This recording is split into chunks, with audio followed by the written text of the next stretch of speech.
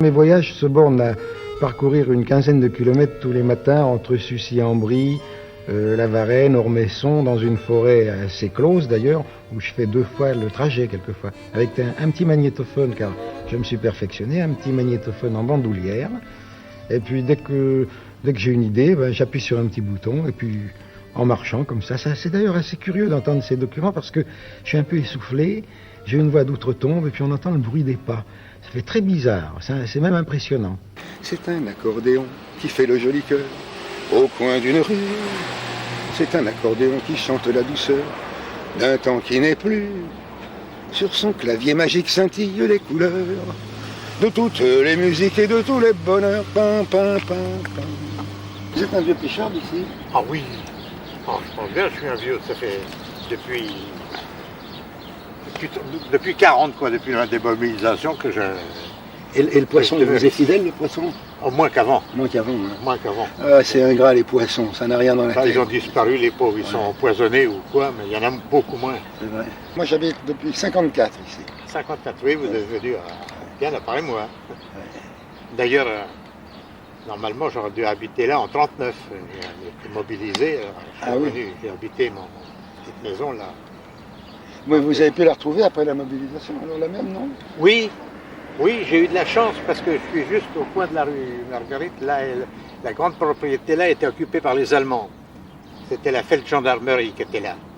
Et à ce moment-là, ma femme était restée à Champigny dans mon appartement. Moi, j'étais mobilisé. Et il y a une voisine qui l'a prévenu que les Allemands venaient pour occuper mon petit pavillon. Alors elle a déménagé en vitesse, elle est venue l'occuper. Comme ça, quand je suis rentré, mon pavillon était libre. Enfin, ma femme était là. Il n'y avait pas les Allemands. Il y avait les Allemands en face, mais pas dans mon pavillon. Ah, c'est de la chance. Hein. Oui, c'est de la chance. J'ai eu de la chance de rentrer et d'être encore là maintenant. Vous voyez, nous, on avait un tout petit appartement, mes parents et moi, mais on ne l'a jamais récupéré. Tout ce qu'il y avait dedans. Ah oui.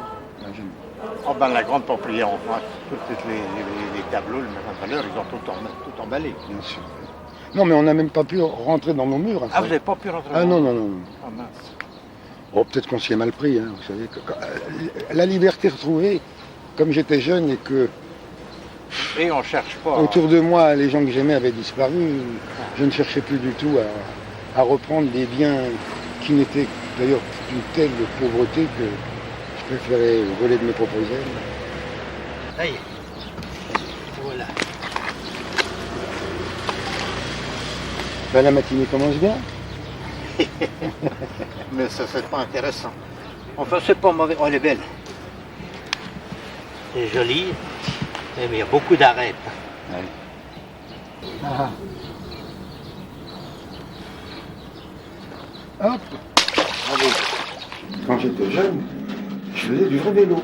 Je parcourais les routes, je montais les sentiers qui montaient, je descendais les lacets qui tortuaient. Et en même temps, je faisais du théâtre amateur. Et c'était une époque assez formidable. C'était juste au moment où le Fonds populaire allait changer la vie de beaucoup de gens, dont la mienne. Et mon frère et moi, sous le nom des Pharmaques, on avait monté un numéro de bêtises et on chantait une chanson qui me revient en mémoire, parmi d'autres chansons, une chanson de Paul Vaillant-Couturier sur une musique de Cosma, qui s'appelait Le Tandem. Alors, 2 garçons avec 2 filles sont partis au voilà-là, sur 2 beaux tandems qui brillent sont partis au voilà-là. Pédale, Marie pédale, Lucas pédale, Sylvie pédale, Cola.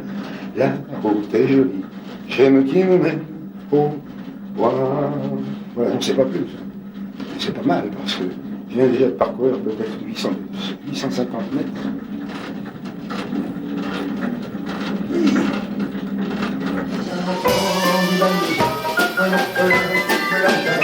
Un vagabond de la chance, un petit vin blanc et du lilas, j'ai enlacé sous les tonnelles, et tout était pour l'amour. J'ai souri, les tourelles, qui ont versé les plus beaux jours. Francis Lemarque. Ouais. Rue de Lappe, je connais pas les paroles. Ta-na-na-na-na. C'est connu comme le loup blanc, ça. Marjolaine, te souviens-tu, Marjolaine, enfin je vais improviser, hein, quand le printemps revient. À Paris, quand un oiseau sourit, la la la la la la la la la la la la la la la. À Paris. Quand un soldat revient de guerre, il a eu de la veine, et puis voilà, enfin j'abrège, hein. Mais pour moi, c'est normal, le Marx, c'est toute ma jeunesse, une partie de ma jeunesse. N'ayant pas la musique, la radio, pardon, enfin, c'est-à-dire tout ce qui pouvait arriver de l'extérieur, j'avais 2 frères qui sont devenus ma radio par leur répertoire, et puis chanter à 2 voix, ça fait déjà de la musique, parce que il y a une 2e voix qui se fait. Et en plus, ils chantaient juste, ils chantaient bien, ce qui fait que moi, j'étais très fière à l'époque, parce que je devais avoir 10-11 ans, quand je connaissais bien leur répertoire. J'étais même capable de faire la seconde voix de l'un d'eux s'il était absent. Il y avait les balles de la rue de Lappe, où on habitait. Déjà, mon frère aîné avait commencé à apprendre le solfège à la lueur du bec de gaz de notre rue, parce qu'à l'époque, on était éclairé au gaz. Et Francis, je ne sais pas comment il a appris la musique, mais il l'a apprise, en tout cas, par les sons, par les sons des balles. Si Francis, ça je l'ai toujours entendu dire, aime tellement Paris et a fait des si belles chansons sur Paris, plus tard, c'est qu'il a sillonné tous les coins de Paris, enfant, avec des voitures à bras, où il était livreur, mais tout à pied, pas avec les transports en commun, et il connaissait Paris comme sa poche. Nous, c'est les lithographes, donc on imprime les images. C'est dire que j'ai travaillé dans la litho. Ah bon? Mais Ah bah ça, j'ignorais alors. Attendez, j'étais chez Papeterie Bernard Gilbert, Ah oui. qui se trouvait dans le faubourg, mais j'étais apprenti, et on m'a viré parce que on faisait des grandes affiches, Oui, et chaque fois qu'une affiche tombait, je devais prendre un intercalaire exactement. et le mettre. Et alors il se froissait comme ça. Il était obligé d'arrêter la machine. Il disait, petit con, on me disait, c'est pas comme ça qu'il faut travailler. Voilà. C'est dommage pour la litho, mais c'est Puis après, j'ai peut-être fait de mieux, la litho et j'avais toujours peur, enfin de la typo, j'avais toujours peur de me coincer la main, Ouais. parce qu'il faut retirer, puis mettre le truc. Voilà, c'est ce qu'on continue à faire, nous, oui. Ça allait trop vite, j'avais toujours peur de... Alors j'ai changé de métier. Oui, j'ai changé de métier. Ça vous étonne? Eh ben c'est comme ça. C'est ce que je te disais. Un détail là dans cette date qui est quand même plein de petites choses. Il y a un problème, Oui, c'est sur la photo La Bohème. oui. Je l'ai donnée à photographer sans qu'elle soit vraiment recadrée. Ah, mais on avait refait le cadrage. Et ben, le tirage de laboratoire, ils l'ont fait sans recadrer. Ah bon, bah alors il faut qu'on regarde ça alors. D'accord. Chacun a fait une litho qui est un peu un hommage, une évocation des chansons. Très Pour joli. le livre. Alors ça, bon, c'est Paris. Voilà. Ça, alors, c'est quoi? C'est le théâtre? C'est... Ça c'est un Les accordéoniste. Ah d'accord, oui. Voilà. Oui. Ça c'est Di Rosa et ça c'est les 2 planches de Cueco. Oui, Et donc les livres en fait vont accompagner les lithos vont accompagner le livre, oui. entre les photos et les lithographies.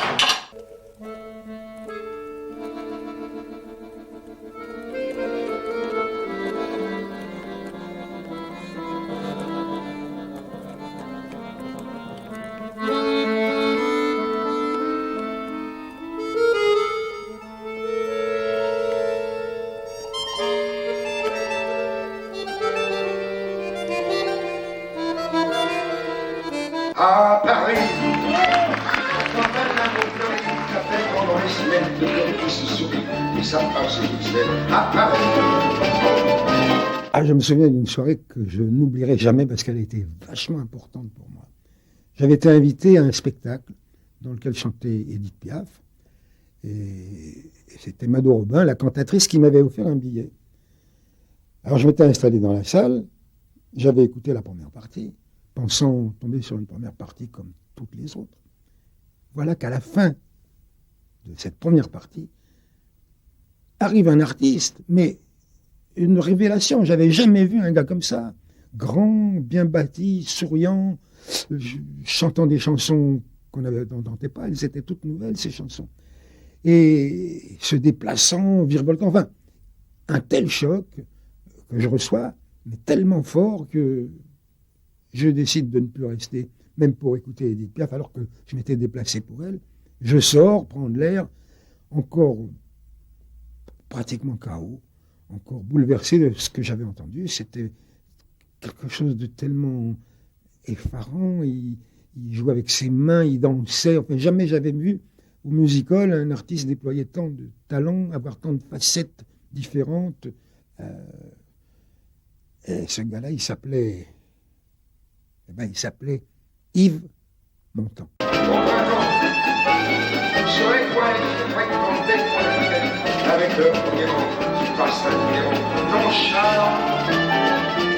Pourquoi est-ce que j'ai été tellement bouleversé? Un chanteur, bon ben, j'en avais vu des dizaines. Ben parce que ce chanteur qui faisait les choses comme personne autre ne l'avait fait, représentait pour moi quelque chose que sans savoir j'attendais. J'étais moi-même à l'affût de ce que je pourrais faire de ma vie et je n'avais pas trouvé.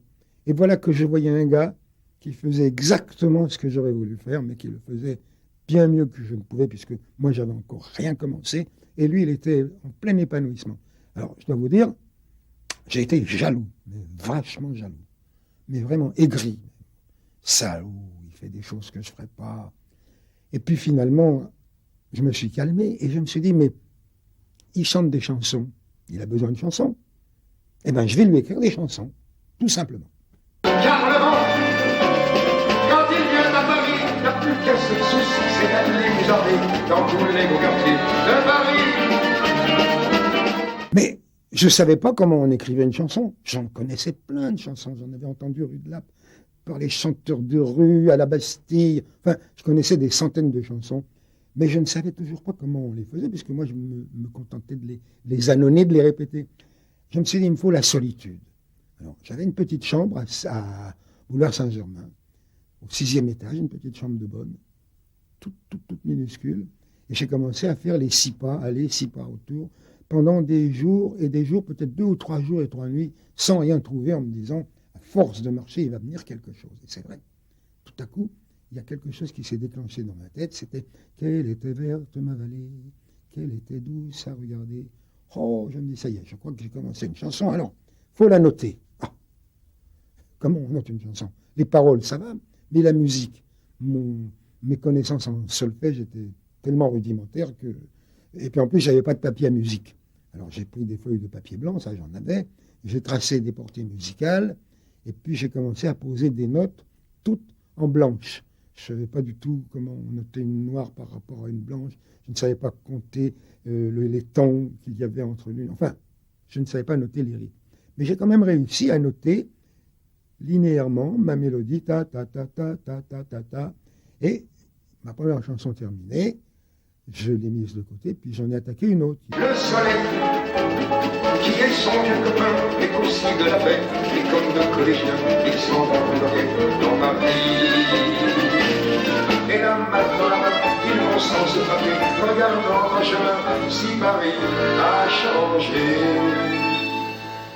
Alors, plus le temps passait, plus ces chansons qui au départ m'avaient enthousiasmé me paraissaient banales, de mauvais goût, ne pouvant provoquer aucun intérêt, et je me disais que j'étais pas fait pour ça, et qu'il fallait tout de même que je me résigne à faire comme tout le monde, de gagner ma vie.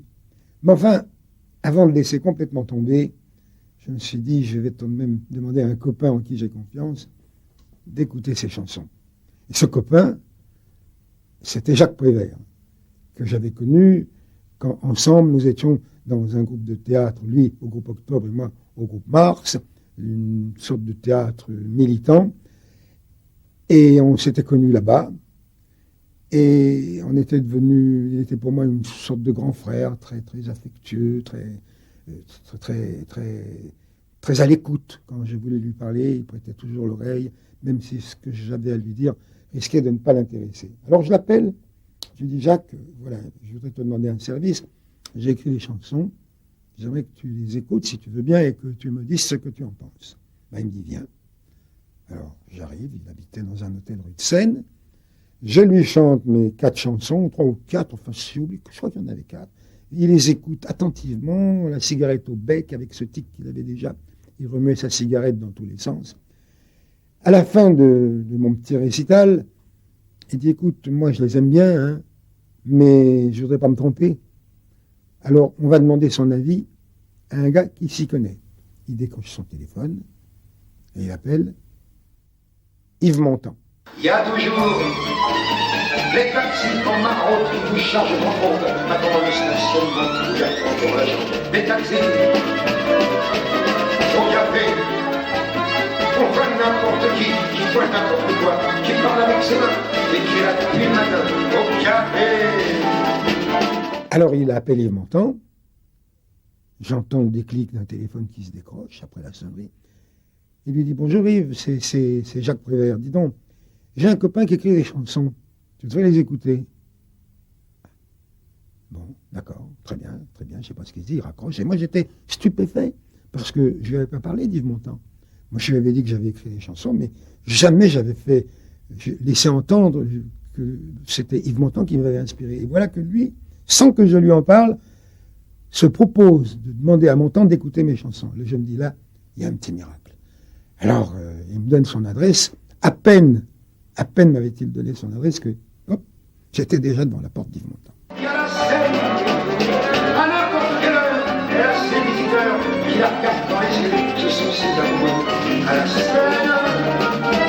Alors, je sonne, et la porte s'ouvre, et puis il y a un grand mec, celui que j'avais vu sur scène il y a quelques mois, en robe de chambre, sourire éclatant, qui m'ouvre la porte, et moi je lui dis, je viens de la part de Prévert. Il dit, oui, je sais. Et il me tutoie tout de suite, il me dit, rentre, tiens, viens, assois-toi. Il m'amène devant un piano, il ouvre le clavier, je m'assois sur un tabouret, et puis il s'accoude au piano, et puis bon, vas-y. Et moi j'avais tellement de trac que mes doigts, ils sont entrechoqués comme mes dents. Enfin, je commence à chanter une chanson, il voit que j'étais un peu nerveux, il dit, écoute, calme-toi, je sais que tu n'es pas bon pianiste, ça se voit, ça s'entend, c'est pas grave, j'ai un très bon pianiste, c'est Bob Castella. Chante-moi tes chansons, que je comprenne les paroles et la musique, tout simplement. Très bien. Alors, calmé, je commence. Quelle était verte ma vallée, quelle était douce à regarder. Il faisait bon y travailler, il faisait bon. Il dit, t'en as encore une autre. J'ai fait bal, petit bal, où je t'ai connu, souviens-toi, tu n'étais pour moi. Il m'arrête, il me dit, dis donc, t'en as beaucoup, des chansons comme ça. J'ai dit, écoutez, moi je suis sûr que tant que je sentirai chez vous le désir, l'envie de chanter les chansons que je vous montrerai, si elles vous plaisent, bien sûr, je suis capable de vous en écrire autant que vous en voudrez. Alors il me dit, écoute, chaque fois que tu écriras une nouvelle chanson, c'est à moi que tu la montreras en premier. Et les autres, ceux qui en ont assez parce qu'ils en ont trop et qui veulent t'oublier, alors ils jettent à l'eau. Mais la scène, elle préfère voir les jolis bateaux se promener sous elle et au fil de son eau jouer au caramel sur la Seine. Quelque temps après, on a bien fait connaissance, je lui amène une nouvelle chanson. Ce jour-là, chez lui, il y avait son guitariste, Crolla, qu'on appelait Mille Pattes, tellement la vélocité qu'il employait, qu'il déployait avec ses doigts, on avait l'impression qu'il avait 40 doigts. C'était un guitariste extraordinaire, avec un humour très, très acerbe, très violent quelquefois. Et ce jour-là, lui, Montand et Crolla, ils avaient envie de se marrer au détriment de Francis. Ils avaient envie de se marrer et de me faire payer le spectacle. Alors je leur chante à Paris, et là Montand me dit à Paris, mais des chansons sur Paris, on en a écrit des tas, hein, c'est pas la première. Et puis dit Crolla, puis en plus elle descend bas. C'est vrai, dit Montand, elle descend bas. Et Crolla, elle a ajouté, puis elle monte haut. Ah ben c'est vrai, elle monte haut, elle descend bas, des chansons sur Paris. Puis elle boite un peu, fait Crolla. Ah bon, elle boite un peu.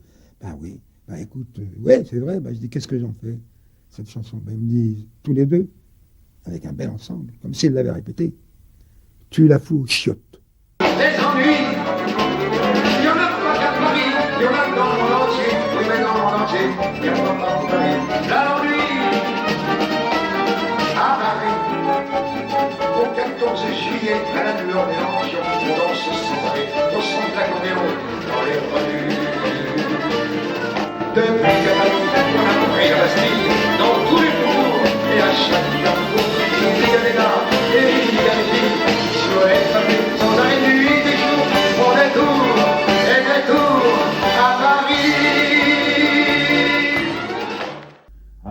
1, 2, 3, 4, 5, 6, 7, 8, 9, 10, 11, 12, 13, 14, 15, 16.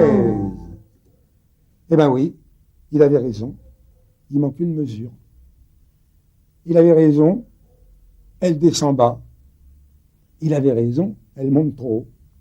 Puis il avait aussi raison, une chanson sur Paris, c'est pas la première, on en a écrit des tas.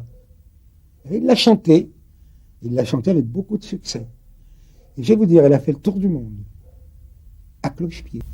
À Paris, sur la terre qui est un astre. À Paris, quand un amour fleurit, ça fait pendant des semaines de cœur qui sourit, tout ça parce qu'il s'aime à Paris. Jeunes adolescents à ce moment-là, quand j'avais 6 ans, ils en avaient 16 et 18, ils avaient besoin d'argent de poche, ils n'en avaient pas. Alors moi, on m'avait fait cadeau d'une tirelire et de temps en temps, on me mettait des pièces. Alors moi, je la faisais teinter comme ça, mais c'était bien sûr sans doute des petites pièces, mais ça teintait. Pour moi, c'était une fortune. D'autant plus que cette tirelire, il y avait un dessin dessus. C'était une petite fille qui mettait de l'argent dans une tirelire et c'était reproduit toujours en plus petit, en plus petit, en plus petit. J'avais l'impression que c'était une fortune que j'avais dans la main à cause de cette reproduction. Et alors, un jour, je décide de l'ouvrir, je ne sais plus pourquoi, parce que j'avais besoin de cet argent. Or, à ma grande déception, qu'est-ce que je trouve dans cette tirelire? Des clous. Qu'est-ce qu'avaient fait mes frères? Je l'ai su, bien sûr. Avec une lame à rasoir, ils renversaient la tirelire et ils faisaient glisser les pièces. Et à la place, pour que ça teinte toujours, ils mettaient des clous. Seulement, ce qui ne savaient pas, c'est qu'à la longue, il n'y avait plus du tout de pièces, il n'y avait que des clous. Mais ça a été le drame. Ça a été le drame. Vous vous rendez compte d'une petite fille qui trouve des clous?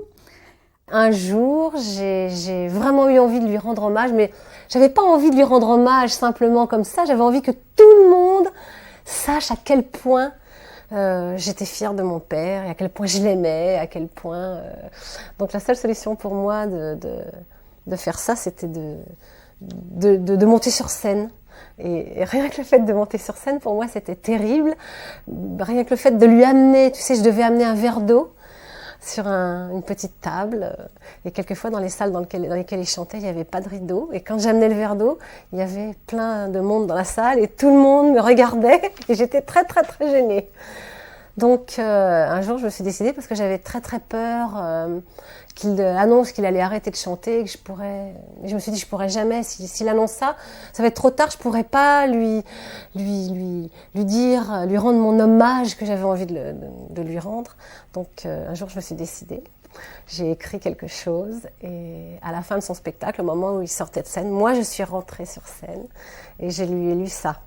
Je ne suis jamais montée sur scène, sauf pour y mettre un verre d'eau sur un tabouret ou des musiques sur des pupitres. Mais aujourd'hui, je m'arme de courage et je viens devant vous car j'ai envie de rendre hommage à l'homme le plus merveilleux que je connaisse.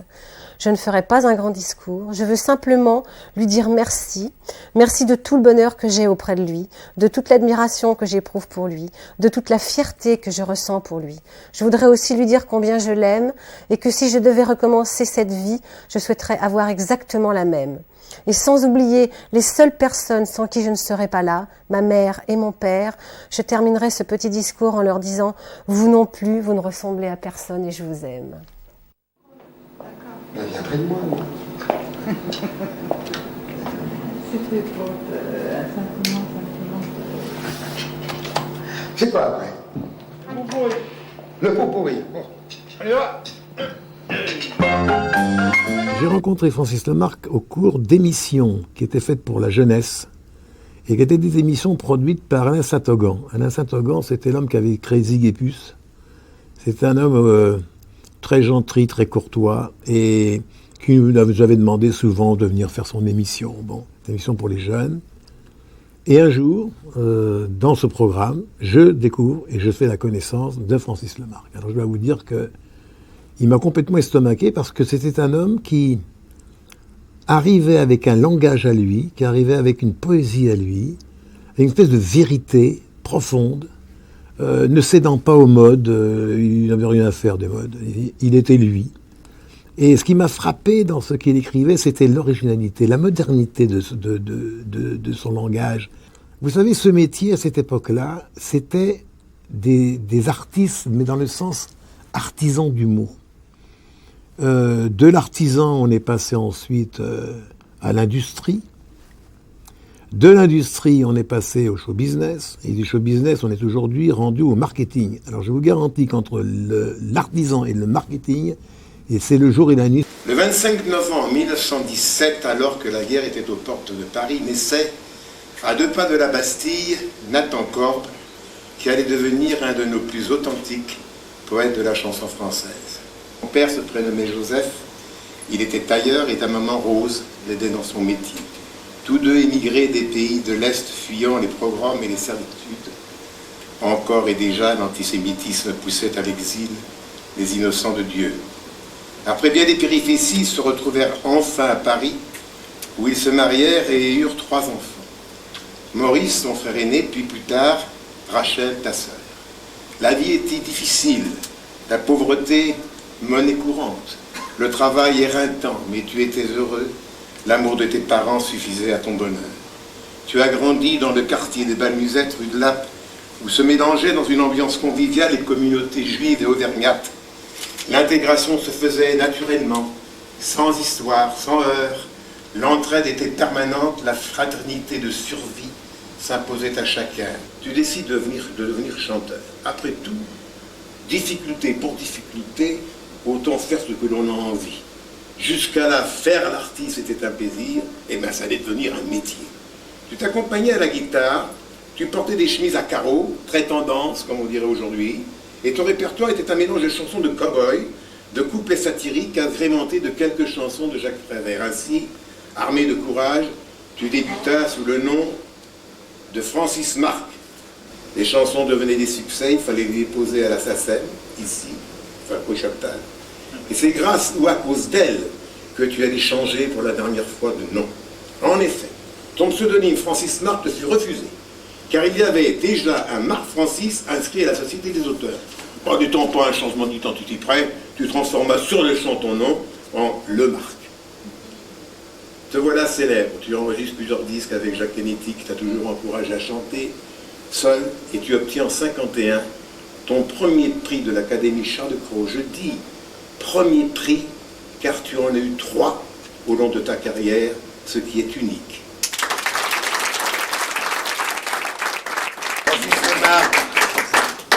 Au nom du président de la République et en vertu des pouvoirs qui nous sont conférés, nous vous faisons officier de la Légion d'honneur.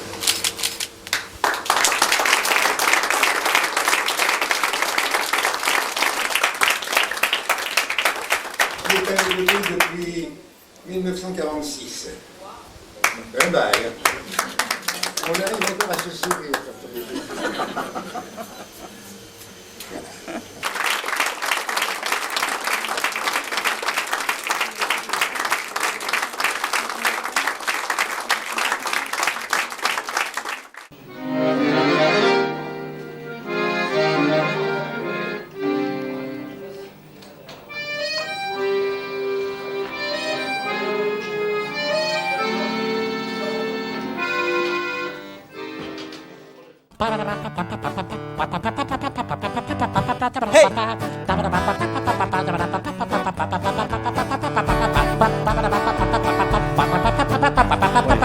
Ça aussi c'est Francis. Voilà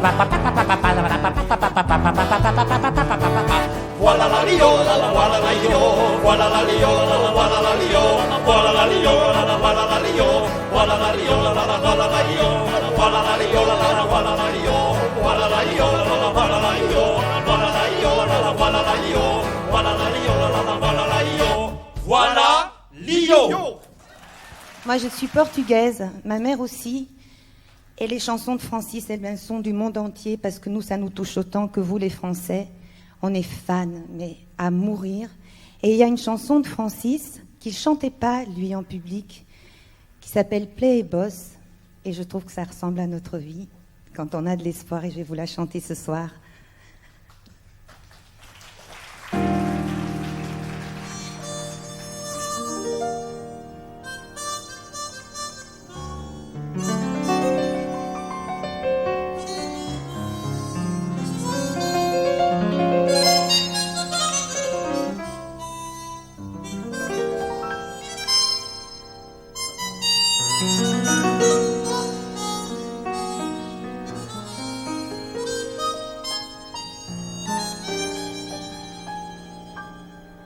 Je voulais une autre façon d'exister. Je voulais tout effacer, tout oublier. Les idées, les préjugés que je portais, j'ai tout jeté sans regret et sans remords par-dessus bord. Aux copains, je laisse les clés sur la porte.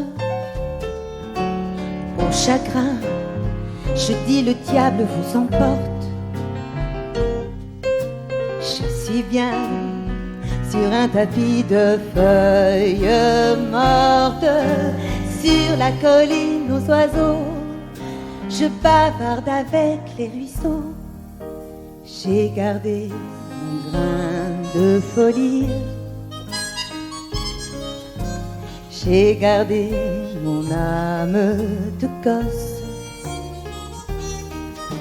j'ai gardé les joies de la vie, oublié les plaies et les bosses, eu coché et roule carrosse.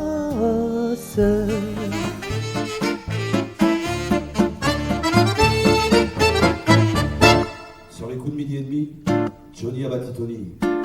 Sans histoire. Il lui mit dans les boyaux 12 balles de sang rigolo. Et au revoir. La faim tiraillait Johnny, mais il n'avait pas fini son boulot. Alors avant d'aller manger, il avait un compte à régler dans le quartier.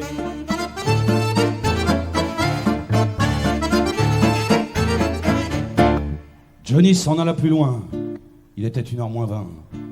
Dans un coin, il attendit Alfredo. Il lui enfonça dans le dos son couteau. Ce gars-là y avait fait du tort quand ils étaient dans le Grand Nord, chercheurs d'or. Il se dit je peux l'écrouter. Maintenant son compte est réglé. Il est mort.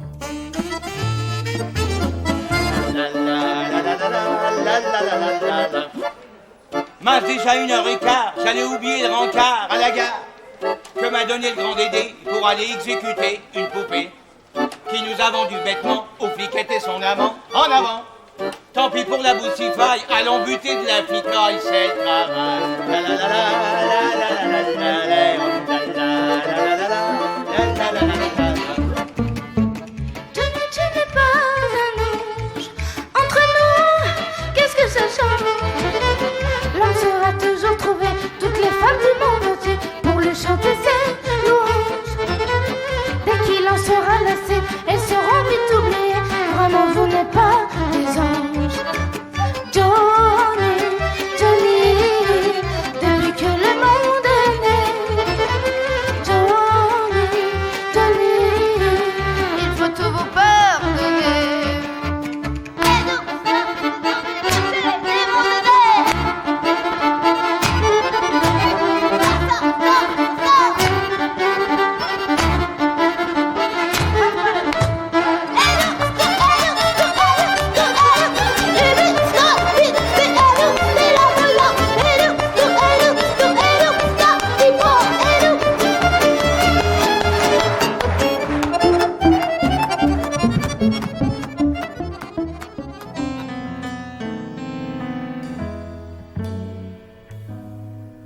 Tous les beaux paysages qu'il a vus de là-haut durant ses longs voyages, s'en souvient-il l'oiseau?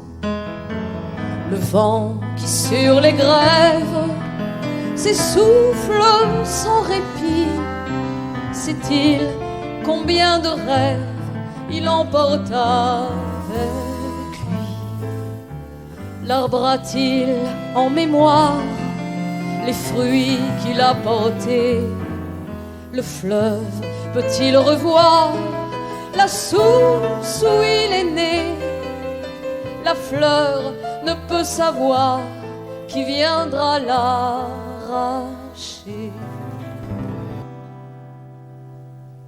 Le vent du passé me murmure un conte effacé, éveillant mes amours fanés. Valse du souvenir, mélodie des désirs oubliés. Quand vous dansiez, Mathilda, pour moi. Valsez Mathilda, valsez Mathilda, charmant fantôme de mes joues fleuries, tourbillon parfumé, en valsant vous étiez si jolie.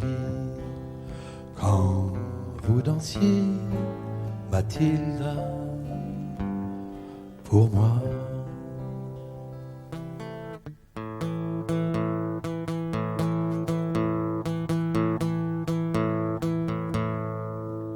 Un petit cordonnier qui voulait aller danser avait fabriqué de petits souliers. Une belle étantrée qui voulait les acheter, mais le cordonnier lui a déclaré: ils seront à vous sans qu'il vous coûte un sou, mais il vous faudra danser avec moi. Ils seront à vous sans qu'il vous coûte un sou, mais il vous faudra danser avec moi. Petit cordonnier, t'es bête, bête. Qu'est-ce que t'as donc dans la tête, tête? Crois-tu que mon cœur s'achète, achète avec une paire de souliers? Paris se regarde grandir dans les yeux d'un enfant, dans son premier sourire. Paris regarde s'éveiller des maisons qui s'allument au matin une à une. Paris se regarde flâner dans le monde inventé par le cœur des poètes, à la ville comme à la Seine. Paris s'habille de poèmes. Paris qui s'écoute chanter, s'émerveille toujours d'une chanson d'amour. Paris, monsieur de la palisse, dirait que chaque année il a un an de plus. Sur les guitares, pleurons sur la mémoire de ceux qui sont partis du creux de notre vie, tout en serrant les poings vers leur sombre destin que nul ne peut chanter, que nul ne peut changer. Et pour que leur soit demeure en nos mémoires, ne laissons pas les mots transformer en lambeaux tout ce qui fut la vie de ceux qui sont partis sur les routes d'exil, dans les parfums d'avril.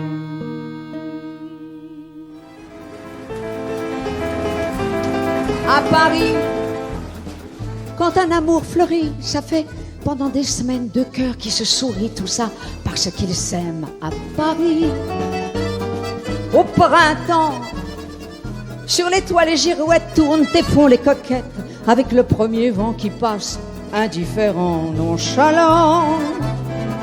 Car le vent, quand il vient à Paris, n'a plus qu'un seul souci, c'est d'aller musarder dans tous les beaux quartiers de Paris. Le soleil, qui est son vieux copain, est aussi de la fête. Et comme deux collégiens, ils s'en vont en goguette dans les rues. Et la main dans la main, ils vont sans se frapper, regardant en chemin si Paris a changé. Il y a toujours un taxi en maraude qui vous chargent en fraude avant le stationnement où il y a encore l'agent des taxis. Oui, mais ça, c'est fini, hein. Stop. On manque de piano dans le retour. Et puis il y a un son qui tourne. On a besoin de piano et un tout petit peu de basse. Attends, est-ce que tous les retours sont les mêmes? C'est le même circuit? Même si on jouait plusieurs fois d'affilée dans le même théâtre, il aimait bien qu'on arrive à 6h, il regardait les éclairages, et il refaisait les chansons, et il se sentait rassuré comme ça. Après il s'enfermait dans sa loge, on pouvait le voir, hein, il n'y avait pas de problème, il était très ouvert, hein, il n'a jamais joué le rôle de star, lui il l'a jamais été dans sa tête en tout cas. Donc il s'enfermait, nous on allait manger, puis quand on revenait, il marchait, il adorait marcher, il me disait qu'il faisait 1000 pas avant de monter sur scène. Et c'est vrai, il sifflait tout le temps, et quand il arrive sur scène, il avait déjà fait 1 kilomètre, quoi. Avant d'entrer en scène, les dents claquent. C'est vrai, hein, comment se débarrasser du trac? Je sais pas. Enfin, ce que je sais, c'est que dès que j'aurai pénétré sur le plateau, le trac s'envolera. Mais jusque-là... Ouais. Voilà, je peux pas en dire plus. J'ai déjà la bouche un peu sèche. Heureusement qu'il y a de l'eau sur le plateau. Mais je vais quand même en boire ici un petit peu. Tiens, un petit peu d'eau ici.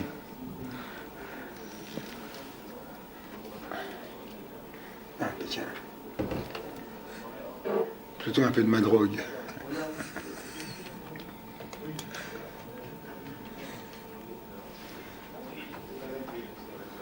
La vedette.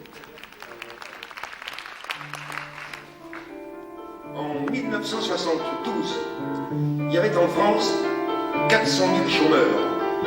Et ce nombre, ce chiffre me paraissait terrifiant. Et Georges Coulanges, qui est un auteur de talent, et moi, nous avons écrit ensemble une chanson pour régler ce problème. Je pensais que garder cette chanson 2, 3, 4 ans au maximum. 25 ans après, aujourd'hui, il y a environ 5 millions de chômeurs. Et cette chanson est malheureusement d'une triste actualité. Les hommes de la ville ont vieilli cet été. Les muscles inutiles, c'est si lourd à porter. Ils partent le matin aux petites annonces où l'on se trouve sans quand il faut être deux. Ils reviennent le soir et leur femme renonce à chercher la réponse écrite dans leurs yeux.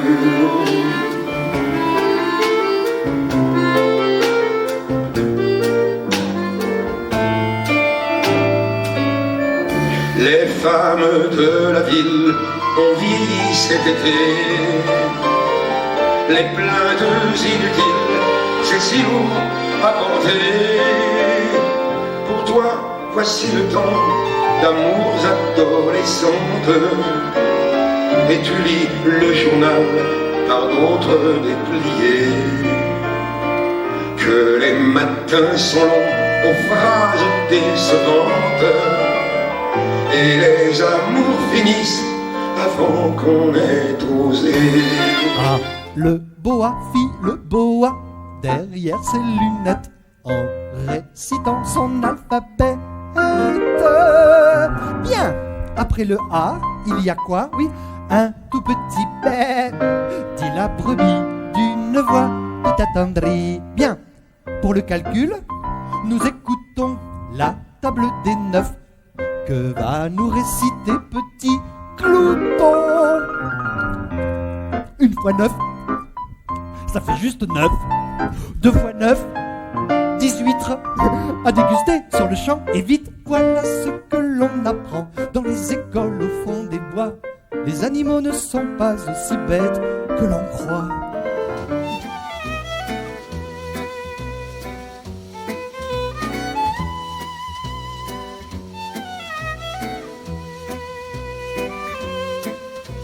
Les rues de mon quartier, elles vivaient fraternelles. Les rues de mon quartier, toutes les filles étaient belles. Elles avaient la peau douce et de drôles de frimousse.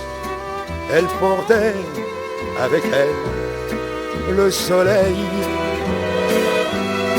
Elles s'appelaient Rachel, Yasmina, Louise ou Raymond.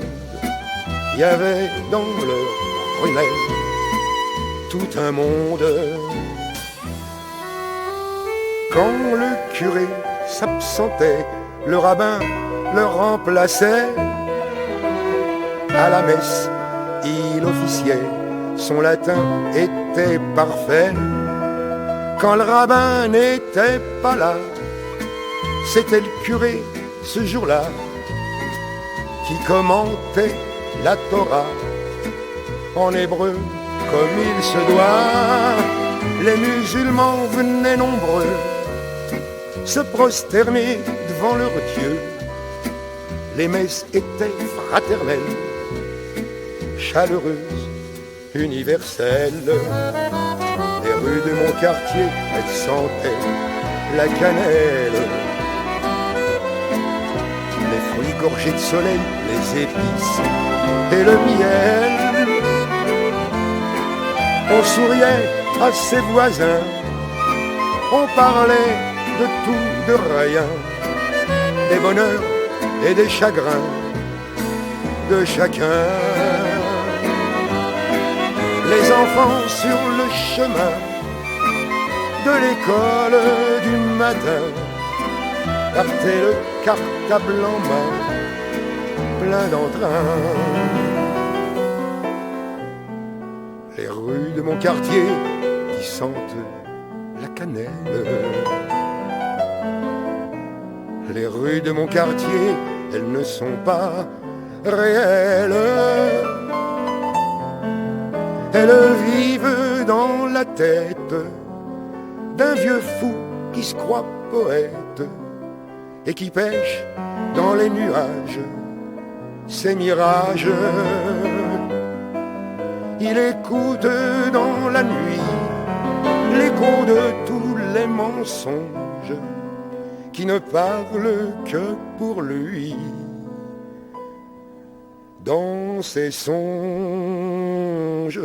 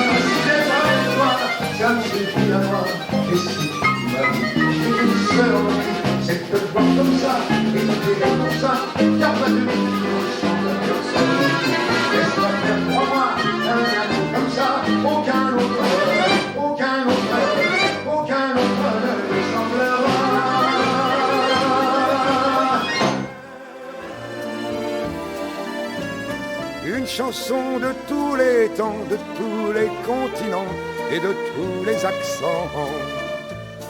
Une chanson qui appartient à chacune, à chacun, citoyen, citoyenne. Une chanson sans frontières.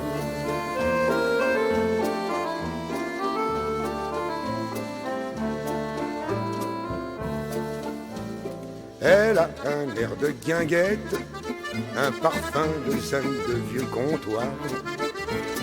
Elle te met le cœur en fête, au petit blanc, au petit rouge, au petit noir.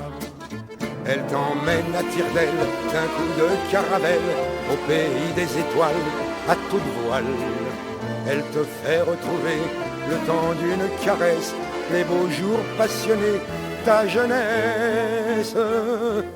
C'est une chanson sans frontières, une chanson populaire, sans douanier, sans barrière.